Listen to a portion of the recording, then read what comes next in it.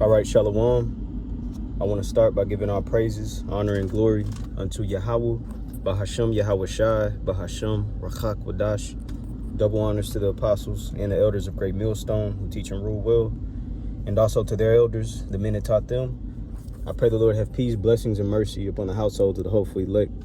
This is the brother Shema Wan from the Great Millstone Houston Church, and I want to come with a lesson touching on the event slash scandal that's going on with Priest Hakai and his woman, not shining light on their situation as far as like marriage counseling and pointing out, flaws within their business, because at the beginning of it, that's that man's woman, that's his wife, that's his business.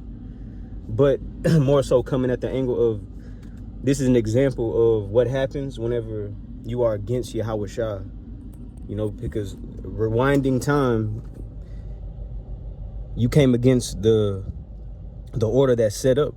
You came against the apostles, slandering the apostles and certain elders and brothers.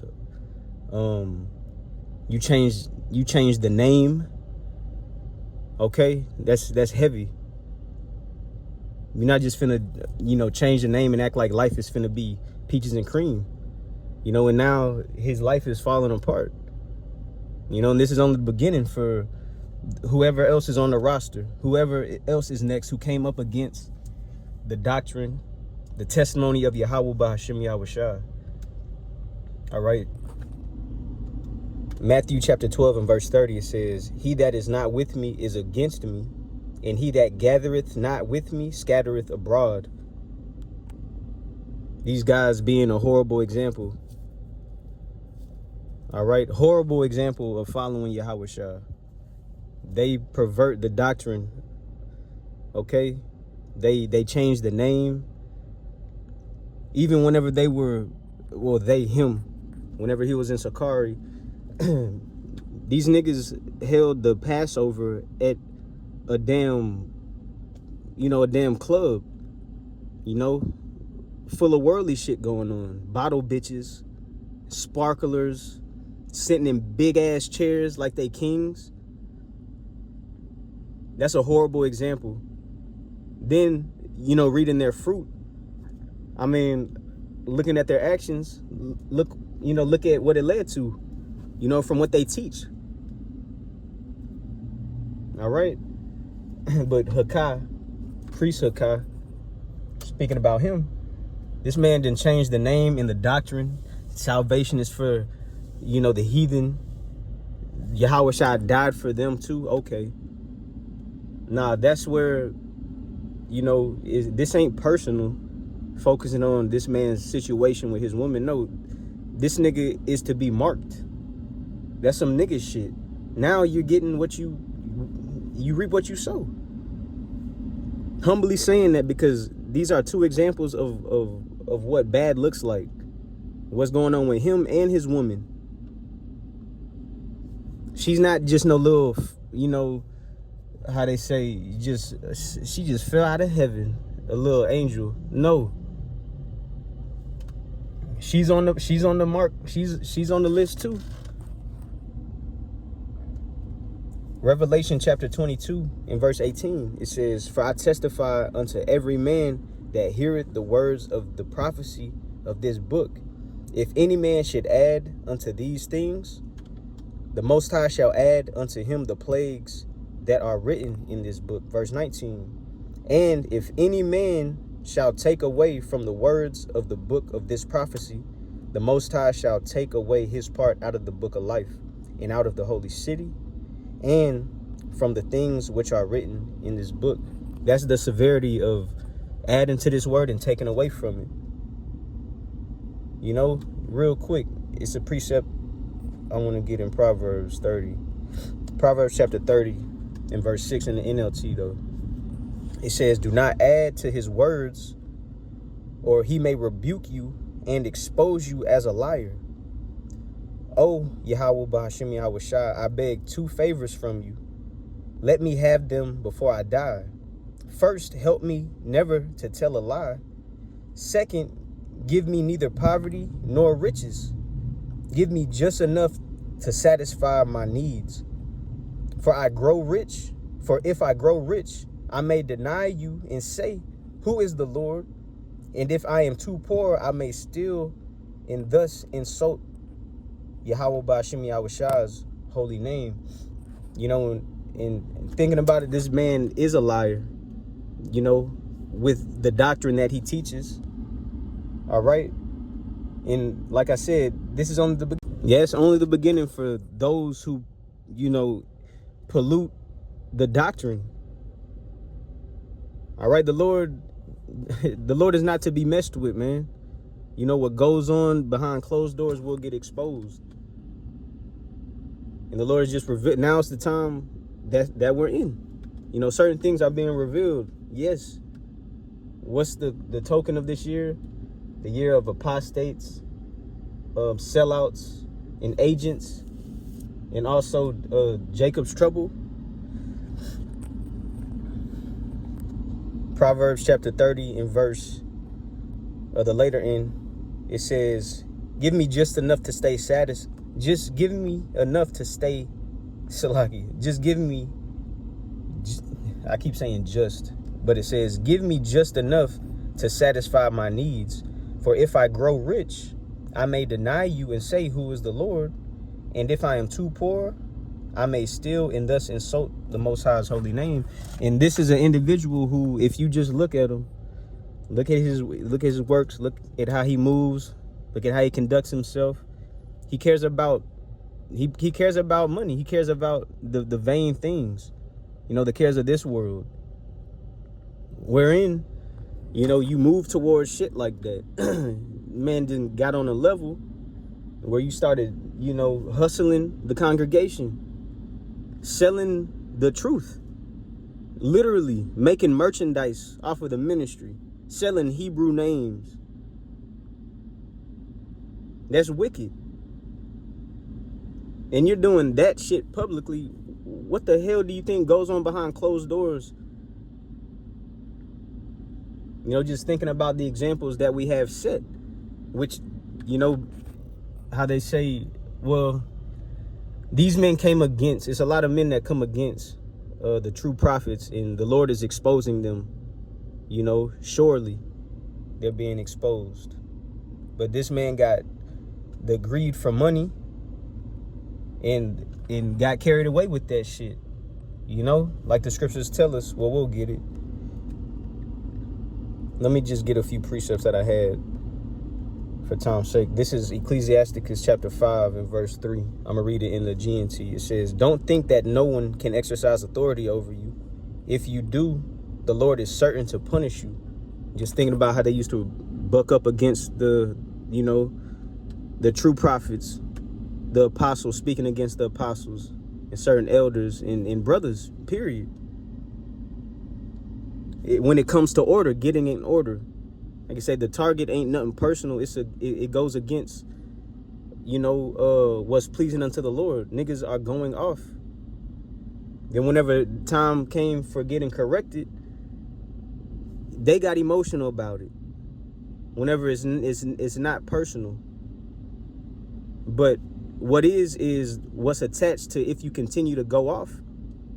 Judgment is coming, and that's the thing. The warning might not sound peaceably how niggas want to, you know, hear it. Hey, brother, you going off? You know, hey, change. What? Well, you broke this down wrong. It came to the point where no, you've been warned and corrected time after time, but that mindset, like thinking nobody can exercise authority over you, where the Lord has sent, you know, pastors according to His heart that are gonna feed, you know, us with wisdom and knowledge, roughly paraphrasing.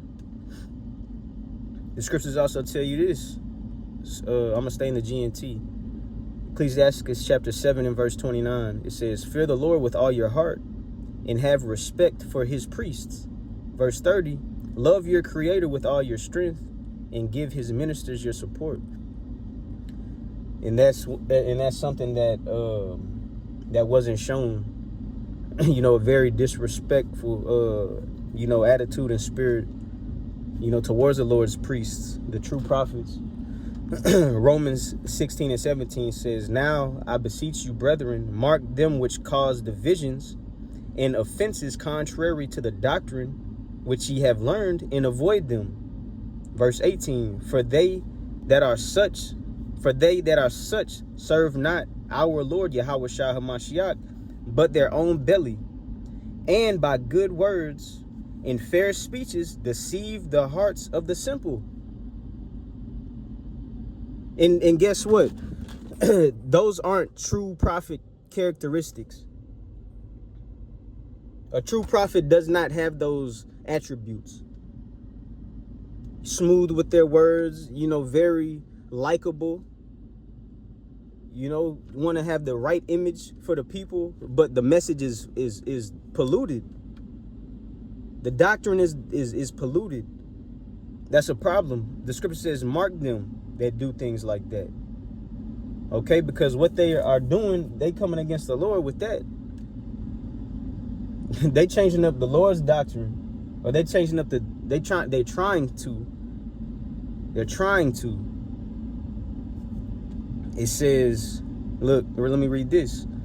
Philippians, real quick. Philippians chapter 3. I'm gonna start at verse 17 in the NLT. It says, dear brothers and sisters, pattern your lives after mine and learn from those who follow our example. And the Lord has examples today. All right. That's why just look at what's going on amongst Israel. Look at these different camps. Look at what they teach. Look at what's going on amongst them. Hey, and if you can't filter it out, if you can't see it, pray to the Lord that he gives it to you. All right? Because everybody with the beard and fringes ain't right. Everybody who calls on the name of the Lord ain't right. It says, for I have told you often before, and I say it again with tears in my eyes, that there are many whose conduct shows they are really enemies of the cross of Hamashiach. They are headed for destruction.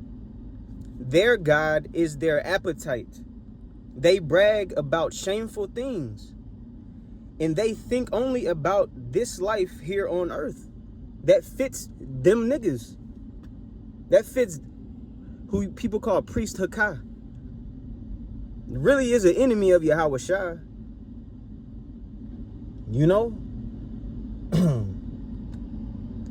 But let me keep reading. It says, well, that's the point. I'll stop there.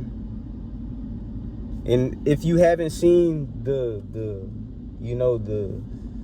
entertaining that's out there, the entertainment that's out there, I'm sure you will come across it. I'm not finna add it in this video. I might post a link just to, see, to bear, just to, physically see for yourself and not just believe what you hear, because the man, his shit is out there.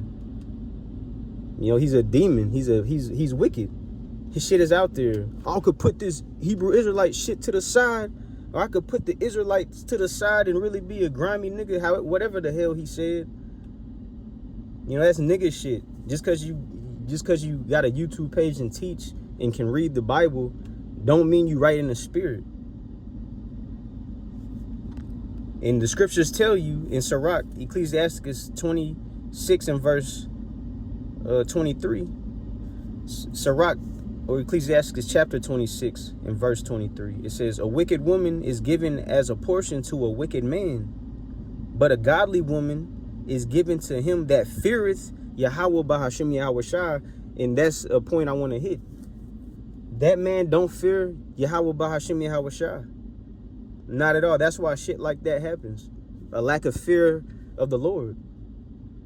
And, not humbling down as if men can't have authority over you. Really learning from the apostles even before crossing over into the camp. You learn a lot about the things that are necessary for your life to be better. Starting with the scriptures, to actually, which fits every aspect in our life. Even how to deal with women, which is you learn.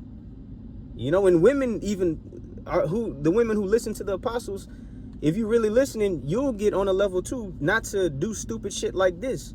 Just get with any nigga with a beard and who wear fucking salaki, who wear fringes on a t-shirt. You know, she's not a fucking just spotless princess who, you know, she got what the fuck she deserved, man. According to the scriptures, a wicked woman is given as a portion to a wicked man. And for the balance of it, that's a part of hell, you know, that's a part of the hell that a lot of men of the Lord go through, you know, who have the experience of dealing with women, you know, like the apostles and elders. You know, a lot of brothers dealt with, you know, women, and a lot of women were fucking wicked, like the scriptures tell you. But understanding there's a balance with that. If you're a wicked man, that's just your portion. If you're a man of the Lord, there's possibilities, a lot of possibilities that you will deal with of a wicked woman. Just putting it out there, because the fear of the Lord is what it sums it up. And that goes from, hey, you could tell this man don't fear the Lord. He changes the doctrine. He add and took away from the word, changed the name. You know, act like the Passover was a celebration, like we delivered out of this captivity. Like, nah. You know, like we already out of here. No.